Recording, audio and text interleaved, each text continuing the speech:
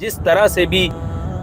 غزہ کے مظلوموں تک ہمارے لیے مدد پہنچانا، ان کے زخمیوں کے علاج کے لیے، ان کے بھوکوں کو کھانا کھلانے کے لیے، ان کو کسی بھی طرح سے سپورٹ کرنے کے لیے ہمارے لیے مدد پہنچانا ممکن ہو،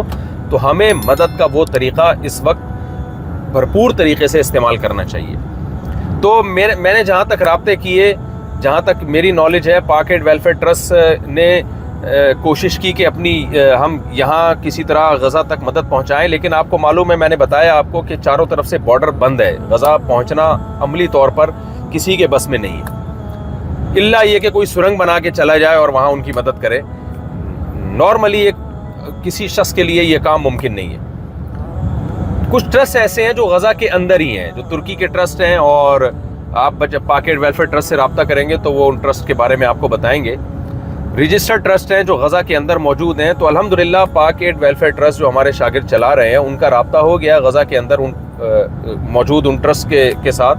تو آپ پاک ایڈ ویلفیئر ٹرسٹ کے ذریعے پاکستان میں مدد کر سکتے ہیں، باہر سے بھی رقم بھیج سکتے ہیں۔ پاک ایڈ ویلفیئر ٹرسٹ امریکہ میں بھی رجسٹرڈ ہے، وہاں بھی رابطہ کیا جا سکتا ہے۔ تو پاک ایڈ ویلفیئر ٹرسٹ کے ذریعے آپ غزہ کے ان مظلوموں تک اپنی مدد پہنچا سکتے ہیں۔ یہ میں سمجھتا ہوں کہ ایک یوں سمجھیں کہ جیسے واقعہ مشہور ہے نا کہ ابراہیم علیہ السلام کی آگ بجھانے کے لیے ایک پرندہ جو ہے وہ چونچ میں پانی لے کر آتا تھا، اور اس سے کہا گیا کہ یہ تو کیسے پانی بجھا سکتا ہے، اس سے آگ کیسے بجھا سکتا ہے؟ تو اس نے کہا کہ قیامت میں اللہ کو بتا تو سکوں گا کہ اللہ جو میرے بس میں تھا وہ میں نے کیا۔ یہ واقعہ مستند ہے یا نہیں ہے، لیکن اس سے جو سبق ملتا ہے وہ بہرحال وہ سبق بالکل ٹھیک ہے۔ تو ہم اس وقت فی الحال یہی کچھ کر سکتے ہیں۔ میری رائے یہ ہے کہ ایک تو ہم بھرپور طریقے سے احتجاج ریکارڈ کروائیں، جو لوگ اس وقت اسرائیل کا ساتھ دے رہے ہیں، جو ممالک اسرائیل کا ساتھ دے رہے ہیں، ان کے خلاف بھی احتجاج ریکارڈ کروانا چاہیے۔ اور تیسرے نمبر پہ ہمیں اپنے حکمرانوں پہ دباؤ ڈالنا چاہیے کہ وہ بھرپور طریقے سے فلسطین میں جو مظلوم ہے، غزہ کے مظلوم اس وقت، ان کی مظلومیت پہ بھرپور طریقے سے بین الاقوامی سطح پہ آواز اٹھائیں اور اس ظلم کو روکنے کی کوشش میں اپنا بھرپور حصہ ڈالیں۔ اور ٹرسٹ کے ذریعے کوئی بھی ٹرسٹ جو قابل اعتماد ہو، آپ کے علم میں اگر کوئی اور ٹرسٹ ہے جو قابل اعتماد ہے، تو آپ اس کے ذریعے رقم پہنچائیں، ان کی مدد کریں اپنے مظلوم بھائیوں کی۔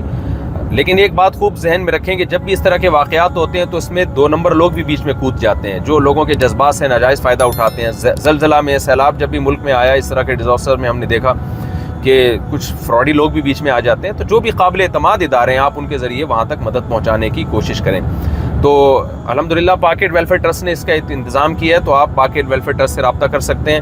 اسی ویڈیو کے آخر میں ان کا لنک موجود ہے، اور وہ کن ٹرسٹوں کے ذریعے غزہ تک مدد پہنچا رہے ہیں، ان ٹرسٹوں کا بھی آپ پاک ایڈ ویلفیئر ٹرسٹ سے ان کے بارے میں بھی آپ پوری معلومات ان سے لے سکتے ہیں۔ ہم دعا گو ہیں کہ اللہ ہمارے فلسطینی بھائیوں کی مدد فرمائے، اور اگر اس جنگ کو نہ روکا گیا بین الاقوامی دنیا نے، تو یہ تیسری جنگ عظیم کی طرف معاملات جا سکتے ہیں۔ اس سے پہلے اللہ ہمارے حکمرانوں کو بھی ہدایت عطا فرمائے، جو جس